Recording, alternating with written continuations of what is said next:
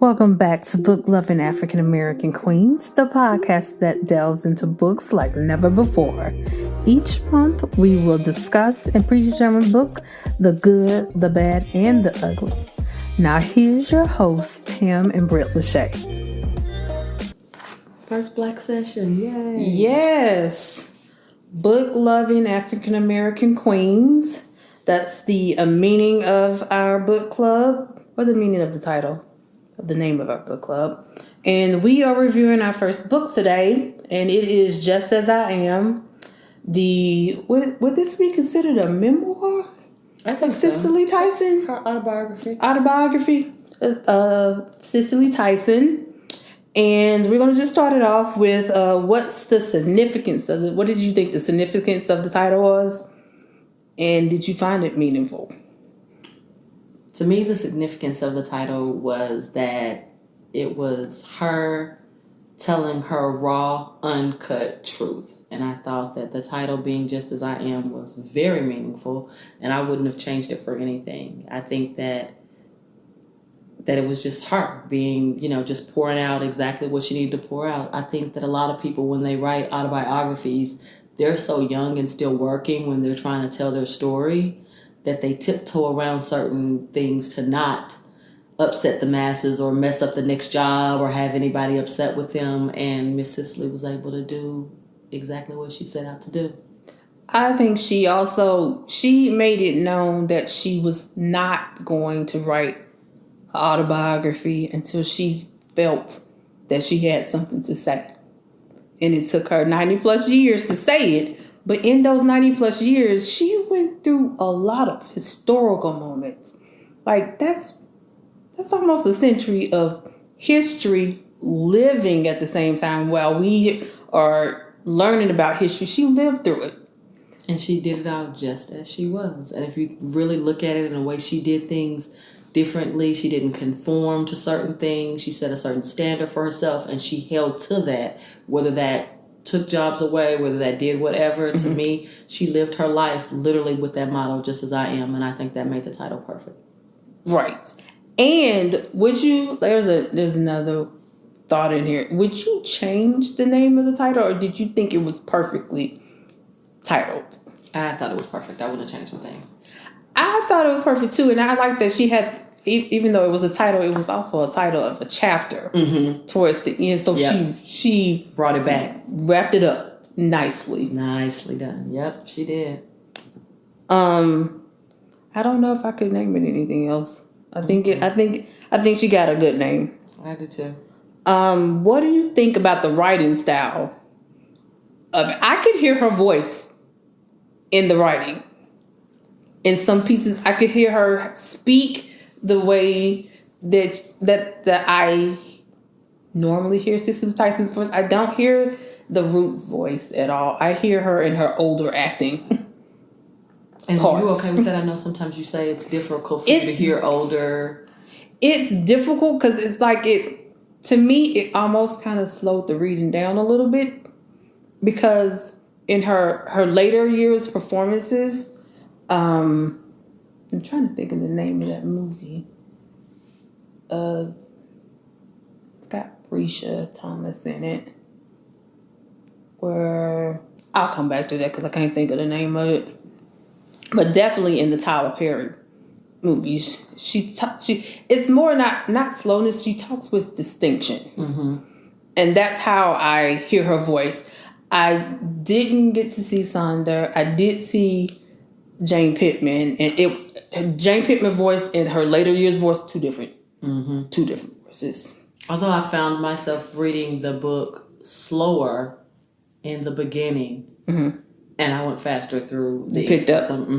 But as far as the style and the structure, I thought it worked very, very well, especially when you think about the fact that you were reading a 100-year-old story almost. Do you know what I'm saying? So the way it was chopped up, the way it was laid out, the way everything flowed, the way, even though I felt like the book was structured such that these things happened in this time period, I knew that I was reading in this chapter this, and when I was getting this information, she would give me the meat that started back when this other story was being told and bring it back. So I don't know. I just thought it was perfectly done. It was.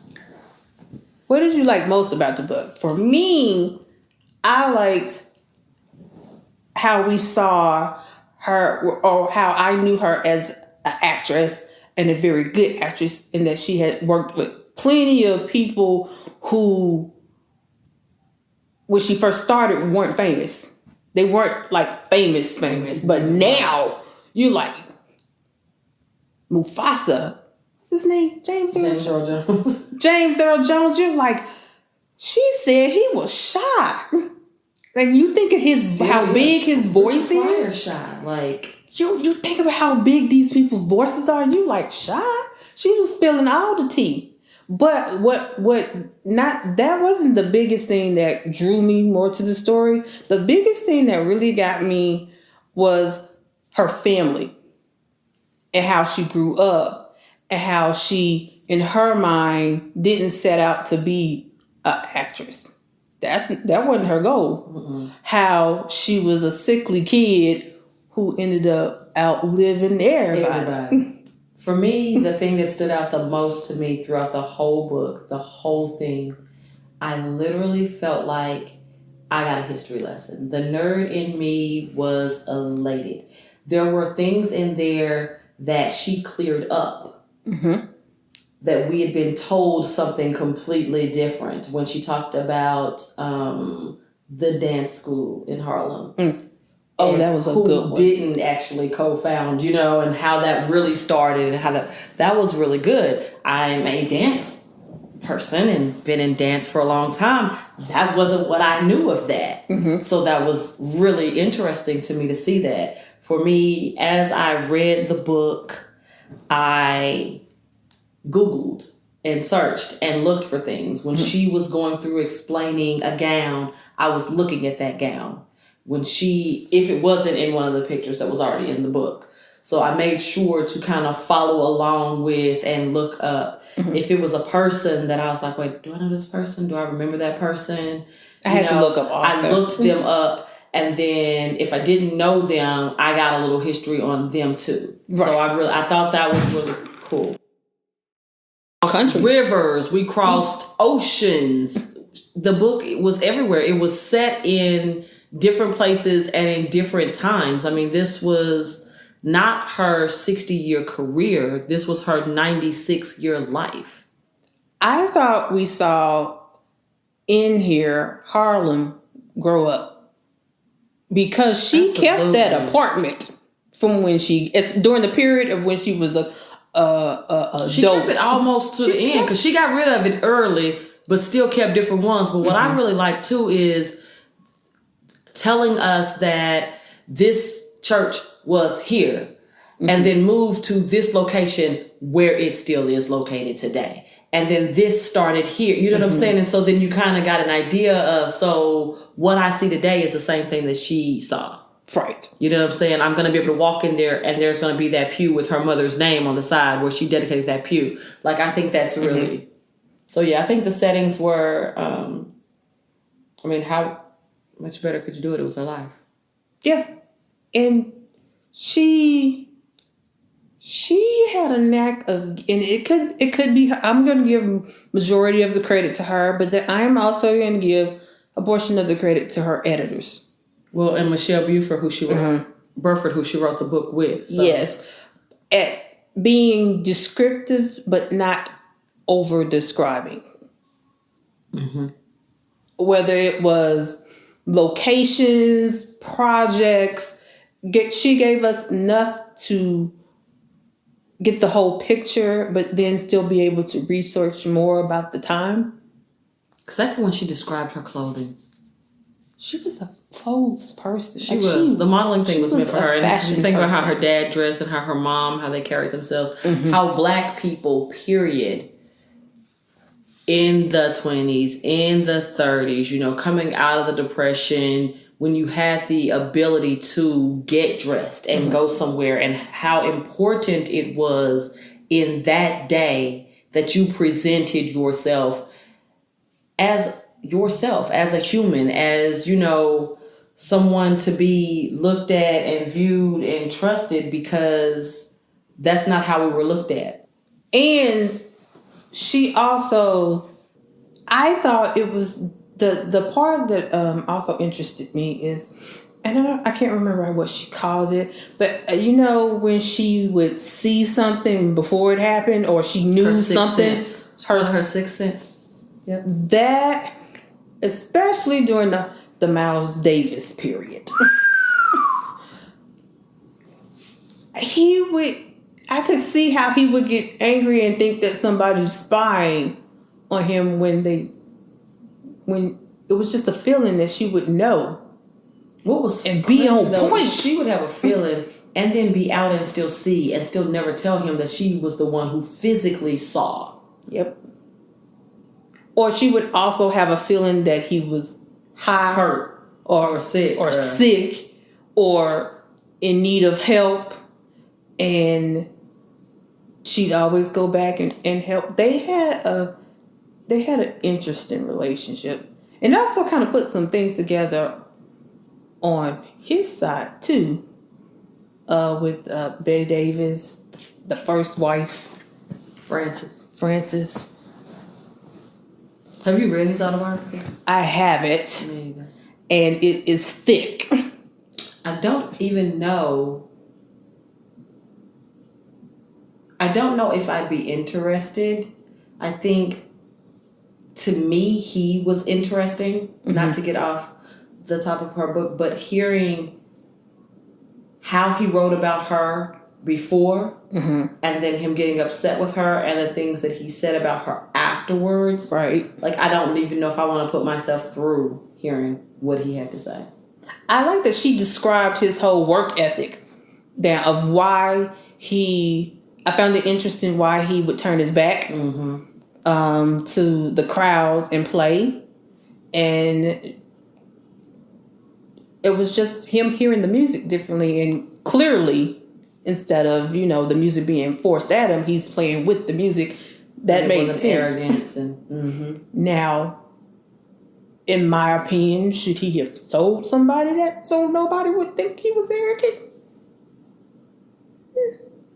It didn't hurt his sales any at all, but I didn't know that he was a fashion icon. I just view fashion at that time period differently. Oh, yeah. And some of the pictures, he was definitely a fashion icon. And I think the things that people look at and think are really strange are the same way that people look at rockers now and feel like that they're strange. And they were still fashion forward and they were still this. It was different from what a lot of people would do, but in his realm, that worked. Well, it's still different now, and a lot of people would rock that exact thing now. I feel like the only thing I messed up with doing that I've done with other books, and especially autobiographies that I read, is that I did not listen to one piece of his music while I read. And I kind of wish that I had added that piece to it. I did listen to some of it after the album that has Cicely Tyson's head, her profile picture. I listened to some of that. Once I realized that was her, and I knew it, but I forgot that she was on the cover. I'm like, wait, what? They were like, she's on the cover. So I'm a fan of the music, so I knew the music. I just felt like I should have been listening. It was one of those things that he has a lot of albums, and I'm like, well, which one are they referring to? And then you see it, and you were like, how could you not know? Everybody did that one. Okay, maybe I'm just the odd person out. I'm just the odd person out on that one because when it was mentioned, I was like, she's not on the cover. And then I looked it up and I was like, it's just her. I think really, really young, I realized more that she was on the cover than I realized that she had ever dated him or been his wife.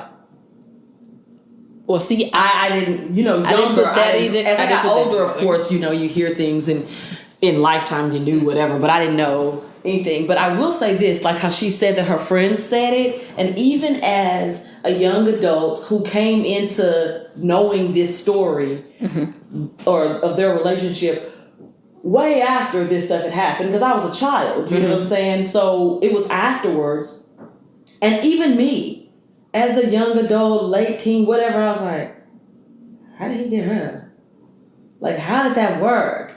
So, and it was great that she explained. Yes. What that connection was, what the need was for both of them, and how that worked. As strange as that is, and as much as somebody may or may not have understood it, that was love for them. Mm-hmm. I do believe that they were in love multiple times through this autobiography. Mm-hmm. I don't think she ever stopped loving him. I do think she fell in and out of love. But I do think she's loved him consistently the entire time. But he would mess up. She'd take a break, come back, get him, help him, health-wise. They go back into that vicious cycle. And then I think for her sanity and safety, she had to make a break. But she still loved him. Yeah. But she explains that within the book, and I'm just glad that, you know how some people continue to stay in a relationship that's not benefiting them. Even though it took time, I'm just glad that she saw it and was able to act accordingly. I agree. Like what you hear so far? Make sure you never miss the show by clicking the subscribe button now. This podcast is made possible by listeners like you. Thank you for your support. Now, back to the show. So, which location in the book would you most like to visit and why? Okay, so I'm going to start with the last thing that I learned because it was the most exciting part to me. So if I had to pick a location, I would love to spend the night in one of her guest bedrooms. And I would love to wake up in the morning and follow her routine. Somebody studying at 90 years old, doing pull-ups every morning, I was drinking this water, this celery juice, and eating these things. I have struggled myself with the things I need to do and the changes that I need to make to be healthier, to feel better, to do whatever, and not feel like I'm neglecting myself. Like, to me, it's important that I don't live an exciting life at all. So her world was exciting, so it made sense. Those things that she did to take care of herself don't seem like sacrifices. My life doesn't seem so fulfilled. So a good glass of wine, a really good cut of steak, those are my little happy moments. So to give all of that up to me seems more of a punishment. Whereas to her, having her greens every day and the fact that she loved her oatmeal blended, so she basically drank it. I mean, she was, besides the salads and the certain things she had, she was almost on a liquid diet. Yeah. And I thought, maybe this is too hard to do, and maybe this is what I always thought. But then when I'm reading this and then I'm looking at this 96-year-old woman with impeccable skin and pretty teeth, and I'm like, maybe it's not so hard.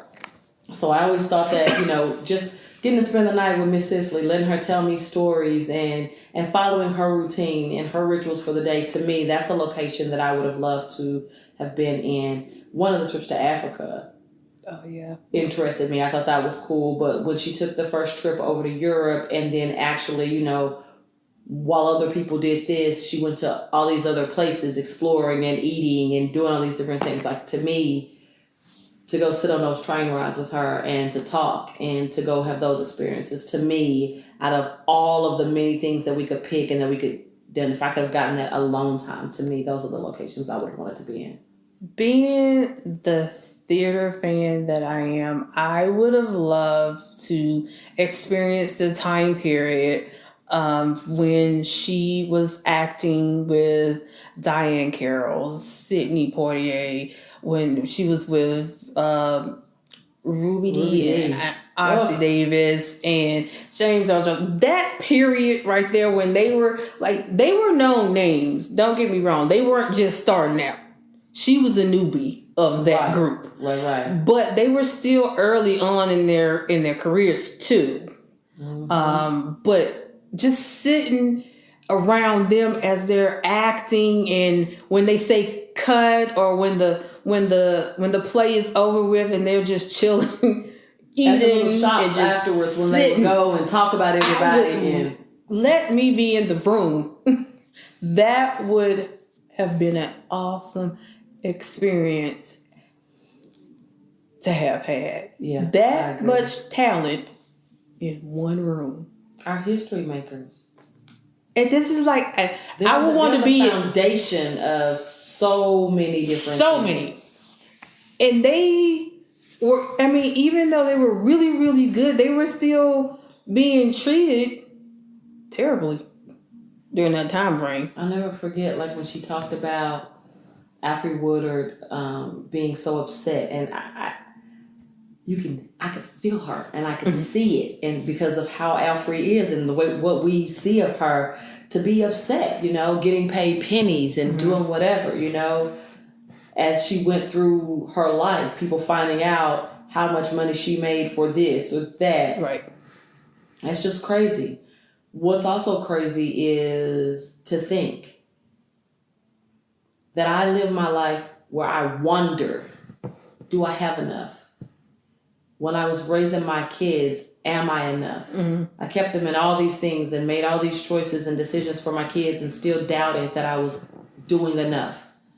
And in that time period, with what I would consider no money, her daughter's in boarding school. Yep. Like, you're a secretary doing work and your child is off. Now, that's not a decision that everybody would make, because I could get my kid very well educated maybe somewhere else and actually be a parent to my child.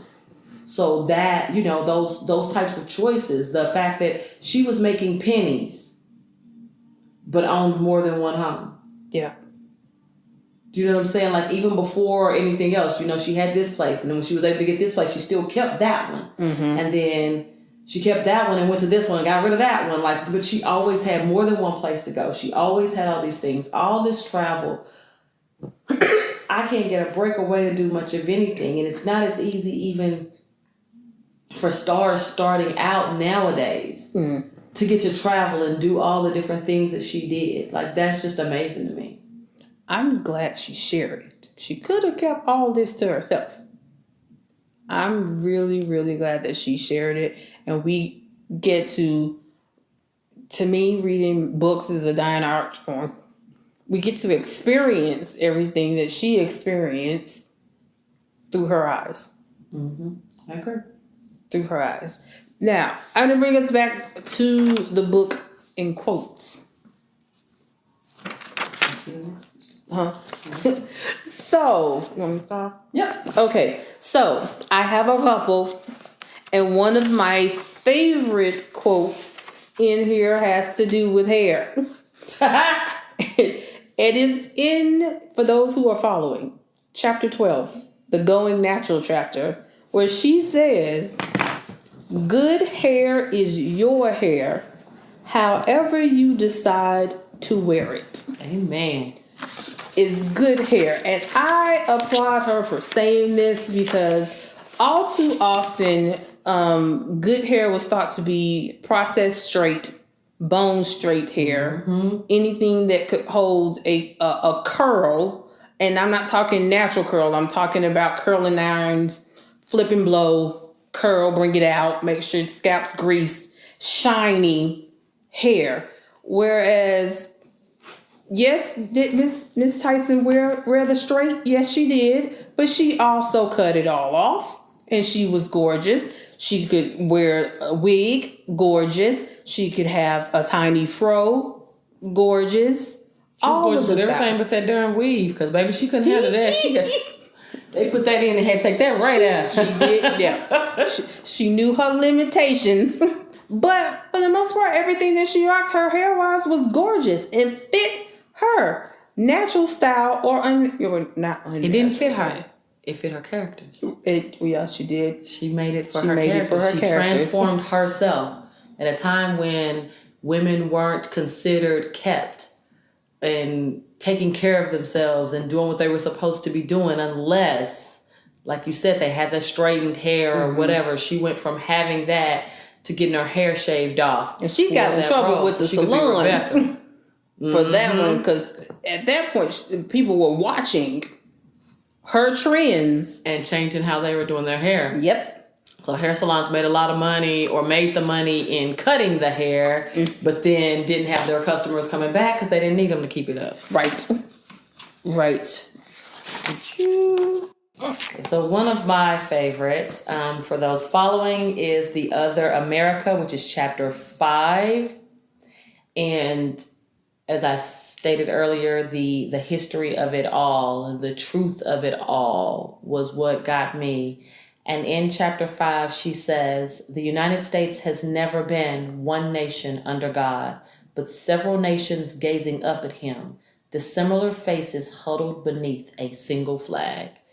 That rings just as true today to me as it did to them back then. And I think that what got me and what made this stick to me is because I grew up as a child who thought that my parents had experienced and lived through all of this stuff and that it was getting better. And very appreciative to live in this country, I thought, foolishly. At the time, I want to say now, very patriotic.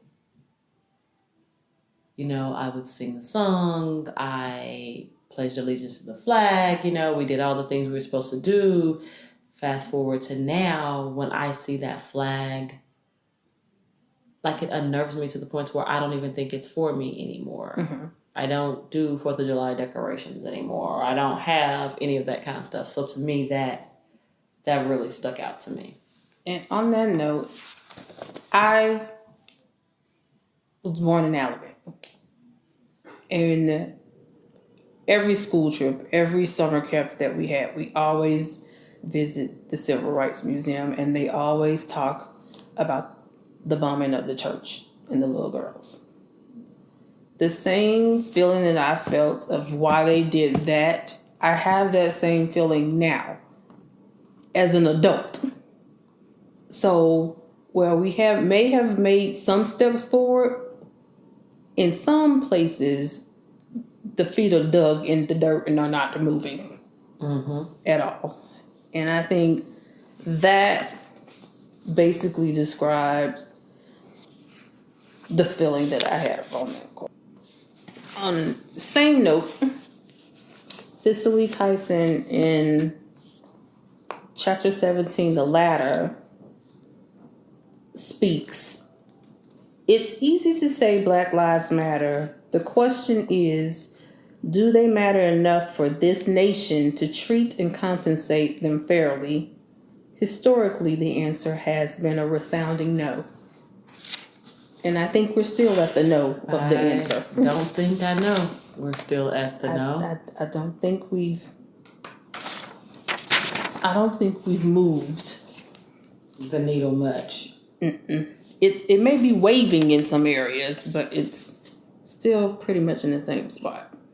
I also liked any of the, I don't know, the words, the quotes, the different things from her relationship with Maya Angelou. And when she was telling Maya that she wanted to go down south and she wanted to be a part of the civil rights movement and she wanted to get involved and help. And I think that it was very important, or it would have been very important to anybody that had a platform in that time period to feel that it was important for you to say, something. And it wasn't until, they were traveling through the South, and she was told then, that they just assumed kill me or serve me food, I think it was by Kenneth that she was with going through there, driving through. I know a lot of people told her don't go. And I don't think I think it took them driving through for her to extremely understand why they were saying not to go, because she had lived in the North. And granted, I'm not saying that the North didn't have its issues. Right. It did. It was just a different beast of issues. in the South. It was. At the time. Yep. I think that's what it was. Might tell you you'll end up dead. Yep. And they wouldn't, I don't think at that time period, they wouldn't have cared if she was Cicely Tyson or not Cicely Tyson. They would have viewed her either, so yep. They would have just viewed her as a black person.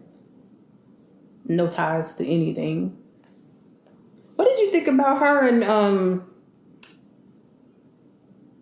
all of the I don't remember 2 ventures that she had with Elizabeth. Liz Taylor. Ooh, girl. I found it to be rather interesting. I found it to be interesting hearing the story about Liz Taylor, hearing that, I mean, you sued her. And like she said, if it had been the other way around, she said, I wouldn't be the person I am today because she would have sued me to the point where it was. And when somebody asked her, how dare you, or you sued, and she announced how much she got in that settlement, that was a big thing. I found it really interesting. And, like she said, she didn't know if Diana Ross had anything to do with it at all. But that's somebody whose autobiography would be interesting to read. Like if they wrote the story and if they really wrote the raw, uncut truth about their life, the way you've heard it from so many people. Right. And it's all the same story for Mrs. Ross. So to hear, just the different things and the requests for outfits to be made for this instead of her dress getting made, or just, what I'm saying? So it's just the different scenarios and the different stories and the things that you hear. Because, when we were growing up, me, quite a few years before you, but growing up, you would hear of this person doing this to get this part, or this person doing this, and they did these kind of things. And, you've heard those tales of sexing your way to the top or doing this, that, and another. And we read this book of this person who had this wonderfully blessed career, and she never had to belittle herself or sell herself or make herself dirty in the way that she felt was dirty. Not that would be the same for somebody else, but she never had to do that to be who she was. I think I have spent a lot of time in my life where I wondered if it was possible. As hard as I pray for other people, as well as I see people do that I've mentored and helped in certain ways to, I work with somebody on how to interview and how to ask questions, and you watch them get this job or you watch them to do this, and that not be the same for me. It was almost like where sometimes you hear of people's thing and you're just like, that's not for me. I read her book more with hope that if you could live through that and go through that and just trust God and just live your life, that kind of stuff is possible for any of us. And it was, to me, her story in all of the years that I think this is just a chunk, and there should have been more books, but that's neither here nor there. But her full story that she gave us in her autobiography shows that she was tested time after time. If you look at a glimpse, like a Cliff Note version, it does kind of seem, if you just put the highlights in there, that she got everything she wanted. But reading this book in all of its 490 something plus pages, she was tested every step of the way. And then she still realized that she got everything she wanted. I mean, you think Moses waited how many years? He was 100 years old before he had that child that he was blessed with, or do whatever. So she knew that the tribulations would come, and she knew that those things would be there. So in her mind, she never even saw the tests. Right. She lived them. She experienced them. But to her, she stayed to the plan and got the reward. I mean, look how long it took for Trip to Bountiful. That was what, 30 years later, 25 years later? She was, in actor years, she was up there. But she also did not look her age either. She barely looked her age when she died. Yeah. And you know how you said that she could have made this multiple books. I'm glad somebody knew better. I'm glad they put the chunks together and did this, because she basically finished this and left us. So it was really... I don't think she planned that.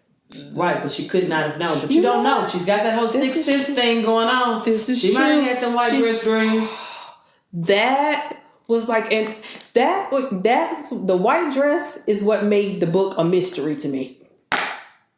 Because I'm like, okay, I know what that means, but who is it? Mm-hmm. Like when her mom, that just took me. Oh my God!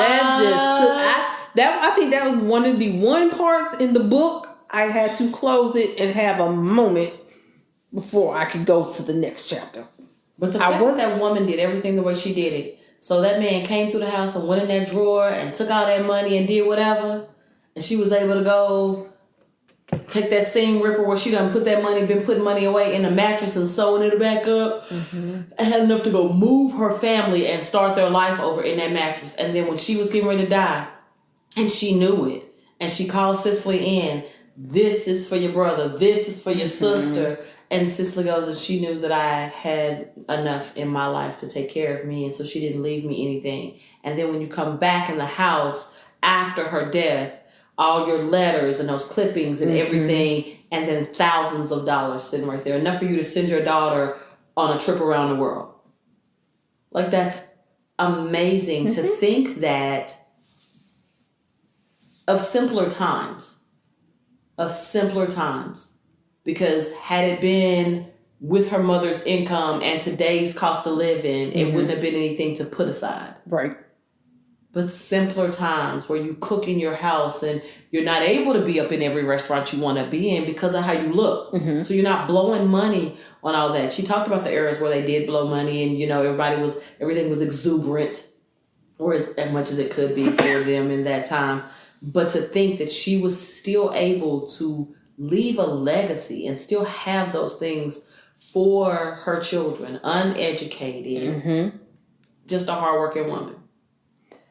And the other thing that I thought that was really commendable for Cicely Tyson was the school. And how they got her on board. That was a lot of work. It was a feat in itself. That was work. It worked.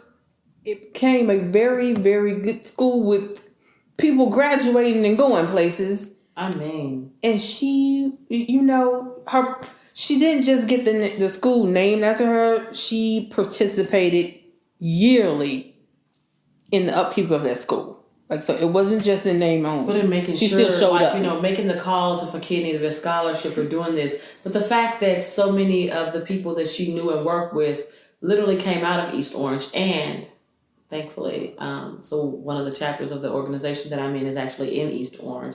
So now I'm going to make it a point when I get there. I got to go. Like, I just, maybe they're not going to let me in. It's COVID time. But I'm at least going to see where it is and see that that's there. That's really cool. So, would you recommend this book? Yes, yes, yes, and yes again. I think she gave us her at every phase of her life, and I try to not say it like this, but I literally feel like she gave no fucks. There were no qualms about her being able to tell her truth. I loved when she would go into telling a story about a time of her life that affected someone else's life. So it was giving us a glimpse in another famous person's life. And she's like, you can read more about that in that autobiography. Like, I have probably for the last decade been completely wanting to know who her daughter was. So when I read the book, I was like, there's no way she tells me who she is in this book. And then when I opened it up and she said, that's not her name. I was like, and she was like, you know, to keep her daughter's privacy. You know, you gave yourself to everybody else and not to her young. And in her adult life, you spent time with her and you created that relationship and you gave her privacy. And until death, you kept that for her. I did At not this point, know she's that she had a 80-something years old, or about 80, and has lived a full life, and you still kept that for her. In this day and age where the technology is, that's surprising to me. Because I would have thought somebody would have known something. They do. But they are also keeping her secret. But you got to think about it. Like, you think about people who are true, people who are honest, people who are loyal and really good people surround themselves with people who are that to them. Mm-hmm. And so the ones that are truly, truly true like that get to live life on their terms, and the people who love them honor that. Yes. Look at Chadwick Boseman. I mean, do you see what I'm saying? So it's not shocking to me at all that this happens. It's not like the people that are rich that will pay you off and make you sign contracts and make you do this. How the Kardashians keep their secrets. Whenever I read about that, I've never watched their shows or anything, but when you read about that this went on, and these people have to sign this for fear of being sued, and they are gonna come for you if you mess up their stuff. You do that, but these people, they didn't have to do that. Right. It was straight honor, straight loyalty, straight just me being me and you being you. That's rare, though. That's rare. I mean, very. And very. That's what makes it interesting to me. I think, though, too, that for most people, they didn't know it was a secret they were keeping. At the end of the day, you don't really walk around talking about other people's business like that unless it's something juicy to talk about. Mm-hmm. She started her career later than most. Do you know what I'm saying? As far as when she got discovered for modeling, and by the time she started acting, she's pushing 30 years old already. She had her kid at 17. So by the time she's getting her career started, her kid's darn near grown. Right. It's not a kid that they saw hanging around her because she was off at boarding school. More people probably didn't know her personal life than did. Mm-hmm. And the people that were close to her when she was doing that knew how she handled her business, and they kept it. And she was one of those people that I think she stayed so true to herself, other people stay true to her. Like, you get what I'm saying? Whereas I can say, well, I want to be this kind of worker, and I want to be this. But then I could get frustrated one day and be like, man, forget this. I'm just going whatever. Well, when people that are around me see that I didn't stay true to me, I kind of flipped over here and did this, then they think, well, hey, maybe I do this, and maybe I go help her with that, but hey, she might stop. You know what I'm saying? But when they see that your ethic is this, I put this much effort into this, I live my life in this way, I keep your secrets, and I trust you, and I hold what I hold with you to be that way, that people respect you back that way. Overall, I think I'm branching out into autobiography. And I'm so proud of you. I know that this was... I think you only read this one because it was her. Yeah. When I made the suggestion. Pretty much. Like, had you not made the suggestion, would not have read it at all.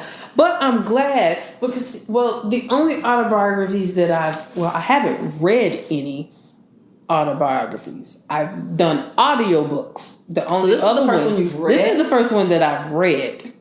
Oh. Because the other two, who was it? Jennifer Lewis. Woo! Had to listen to that. Had to listen to that one.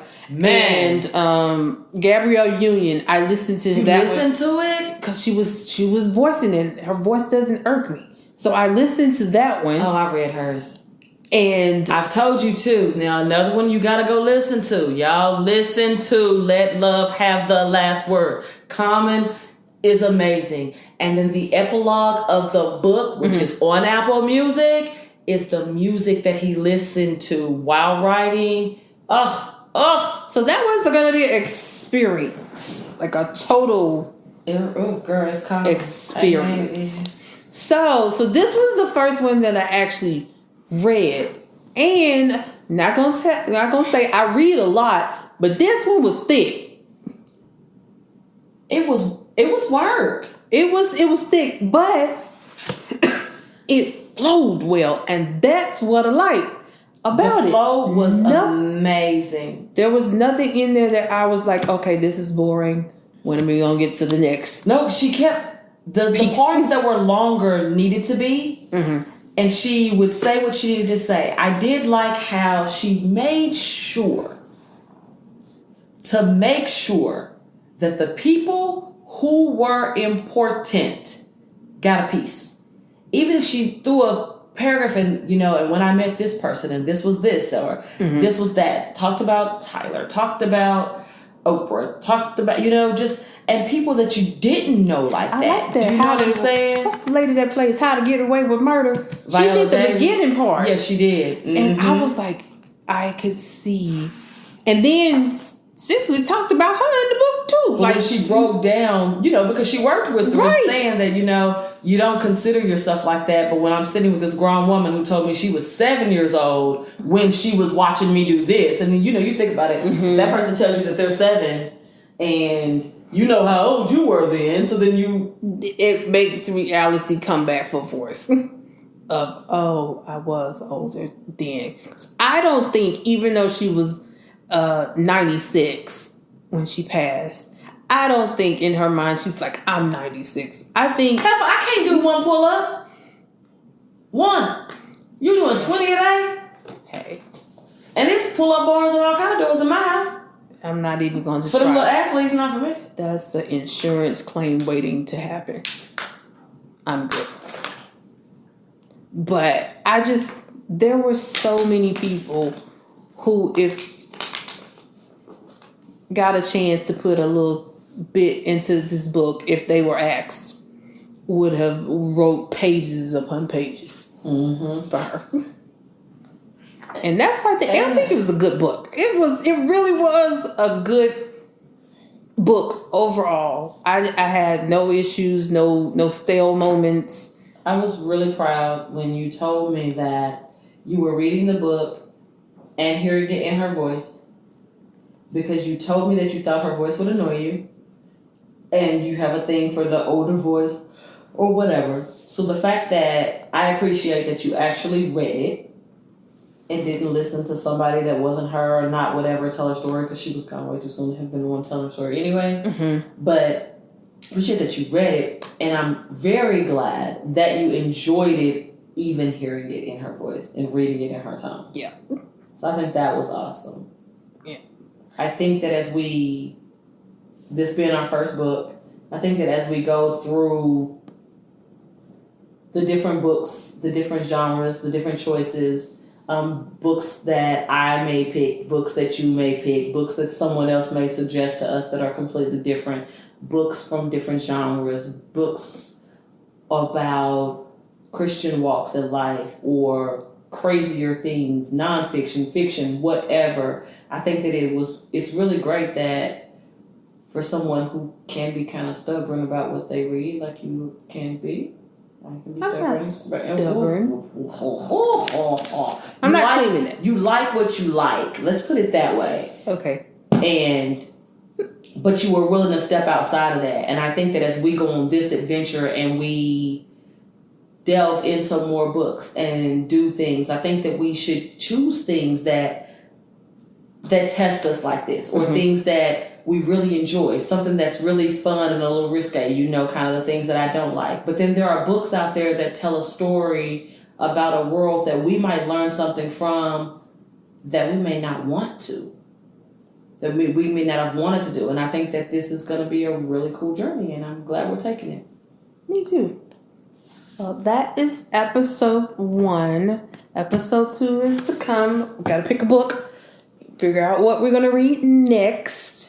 And I hope you enjoyed this podcast. If you have any suggestions, any questions, please email us or just leave a comment in the podcast as well. Be blessed. Thank you for joining us on this episode of Book Loving African American Queens.